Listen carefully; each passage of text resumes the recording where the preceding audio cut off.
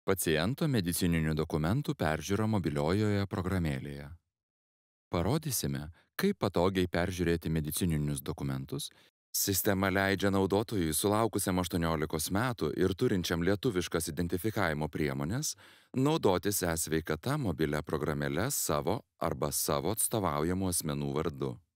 Apie tai, kaip atsisiųsti mobiliąją programėlę e-sveikata iš Google Play arba App Store, galite peržiūrėti mokomąjį filmuką Kaip įsidiegti e-sveikata mobiliąją programėlę.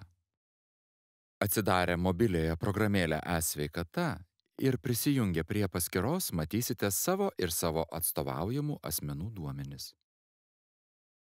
Pradinėme lange matysite pagrindinį meniu. Norėdami matyti savo sveikatos duomenis, visas meniu parinktis galite išskleisti išskyrus sveikatos istoriją. Sveikatos istorijos skiltyje matysite visus jums pateiktus medicininius dokumentus. Pasirinkite dokumento tipą, kurį norite peržiūrėti. Pasirinkite konkretų buvusį apsilankymą, paspauskite mygtuką Visa informacija ir jums bus parodyta visa informacija apie buvusį apsilankymą ir visi susiję dokumentai. Dokumento peržiūros lange galėsite atsisiųsti ir išsisaugoti medicininį dokumentą PDF formatu. Spauskite Atsisiųsti dokumentą. Norėdami grįžti į pradinį meniu, paspauskite kairiajame viršutiniame kampe esančią ikonėlę. Pagrindinėme meniu pasirinkę skiltį Kalendorius, matysite visus savo artėjančius vizitus pas gydytoją. Paspaudę ant kiekvieno vizito atskirai, matysite detalią informaciją apie kiekvieną vizitą.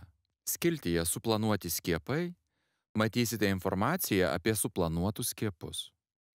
Apsilankymų istorijoje skiltyje matysite e-sveikatoje užregistruotų apsilankymų informaciją.